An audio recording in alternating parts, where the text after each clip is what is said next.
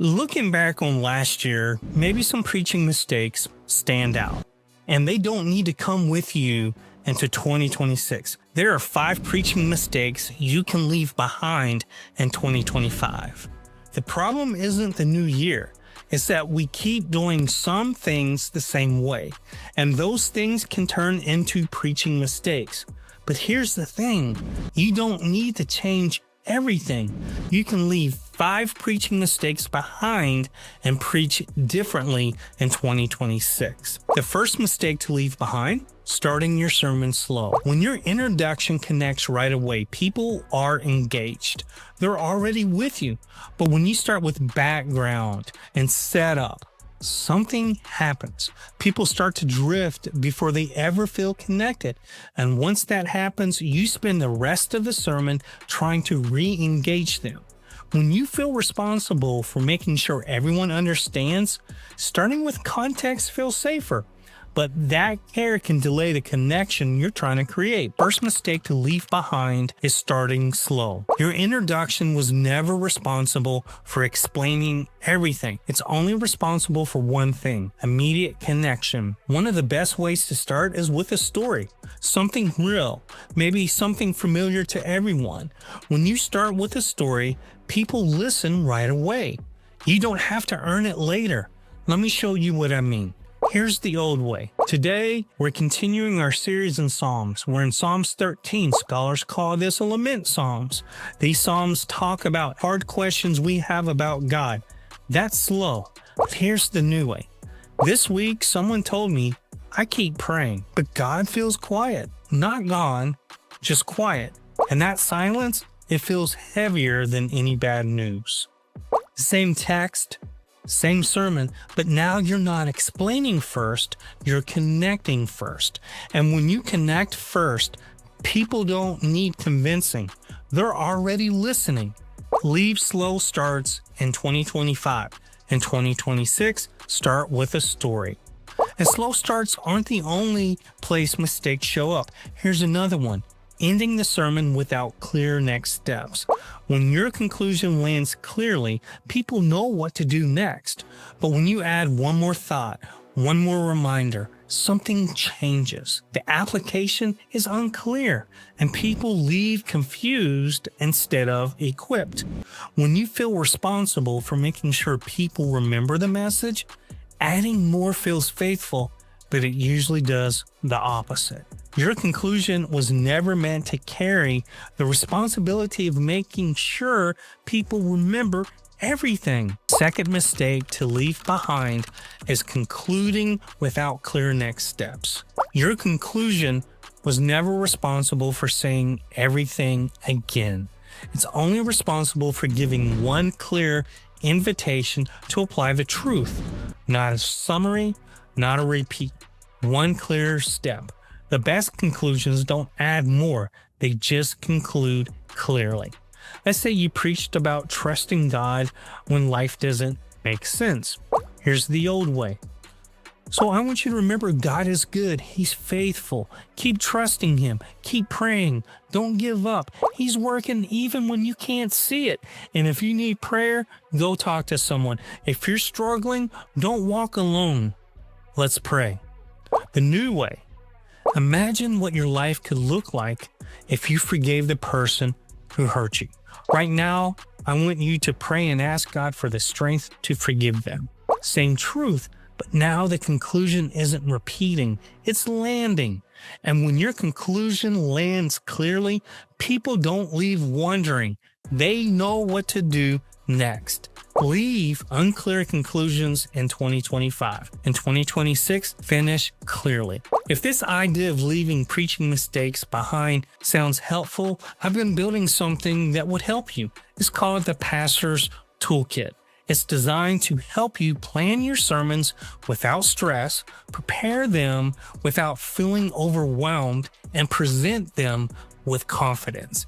Everything's in one place. It's completely free, and I'm adding new resources regularly.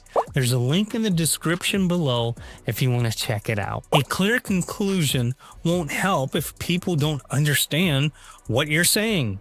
When your language is clear, People don't have to strain to follow. They can just receive. But when you use words like sanctification, justification, or atonement without explaining them, something happens. People stop listening and start guessing, and guessing creates distance between them and the truth. When you've been trained in theology, these words feel normal. You're not trying to confuse anyone, you just forget that not everyone has your background. Third mistake to leave behind is using words people don't know. Your words were never meant to impress people. They were meant to be understood. That doesn't mean making things shallow. It means making things clear. Clear language doesn't remove depth. It helps more people understand it. That's not dumbing it down.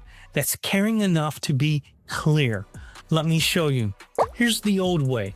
Through the ongoing process of sanctification, believers are progressively conformed to the image of Christ. That's true, but think about how that sounds to someone hearing it for the first time. Here's the new way. God is slowly making you more like Jesus. Not all at once, but day by day, little by little. Same truth, same theology, but now your language is clear. It gives people something they can implement. When your words are clear, people can follow and live out the truth. Leave words not everyone knows in 2025. In 2026, speak clearly so everyone can understand. Clear words help people follow the truth, but the way that you illustrate the truth matters just as much. When your illustrations come from different lives and different experiences, the sermon stops feeling narrow. It starts feeling like a word for everyone. But when your examples all come from the same perspective, something shifts. If every illustration comes from family life or sports or history, some people struggle to find themselves in the message. They're listening, but they're wondering if the sermon is really meant for them. When you're preparing a sermon each week, it's natural to pull from what you know. You're not trying to limit the message, you're just working with what's familiar. Fourth mistake to leave behind is limiting illustrations to one perspective. Your illustrations were never meant to cover every life, but they were meant to open the door for more than one. Sometimes your story fits, sometimes it doesn't. Sometimes it's a family moment, sometimes it's a conversation you had, sometimes it's something you witnessed, sometimes it's a struggle someone shared with you. When your illustrations reflect more than one kind of life, more people recognize themselves in the truth. Let me show you what I mean. Here's the old way. Last year, while juggling family responsibilities, I learned to trust God even when I couldn't see what He was doing. That may connect deeply with some people, married people, but not everyone lives in that season. The new way. This week, I talked with someone who said, I don't know if God is doing anything at all. And we talked about what it looks like to keep trusting God when the silence feels heavy. Same truth, same message. But now the illustration opens space for more people. When people can see themselves in the story, they don't have to work to apply the message. It already feels close. Leave narrow illustrations in 2025. In 2026, tell stories that help more people see themselves. Good illustrations help people see the truth, but clarity breaks down when you try to say everything the passage says. Every theme, every theological idea, or every insight you uncovered in your study. When you narrow your focus to one clear truth, people don't leave overwhelmed. They leave equipped. But when you try to include all of it, multiple concepts, background details, quotes, Greek, Hebrew, other references, something happens. People get lost in the details. They feel mentally tired, and they don't leave with one clear truth to carry into the week. When you feel responsible for explaining everything in the passage, adding more can feel faithful, but it often leaves people without one clear thing they can actually use. Fifth mistake to leave behind is trying to say everything. Your sermon was never responsible for covering every angle. It's only responsible for covering one clear thing, one truth, one direction, one thing people can carry into their week. When you narrow your focus, the sermon doesn't get weaker, it gets clearer. And clear is what people actually remember. Let's say you're preaching on prayer. Here's the old way.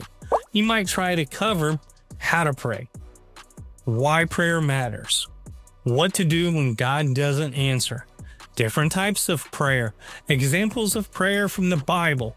That's 5 sermons, not one. Here's the new way. You focus on one thing. Prayer isn't about getting God to hear you. It's about remembering He already does. That's it. One clear sentence.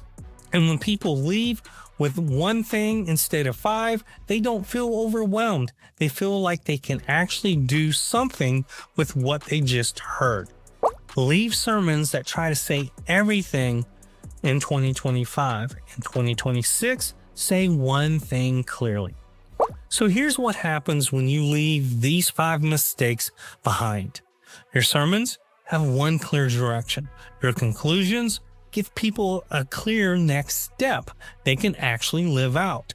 Your words are easier to understand, your stories help more people see themselves, and your message doesn't get lost in the details.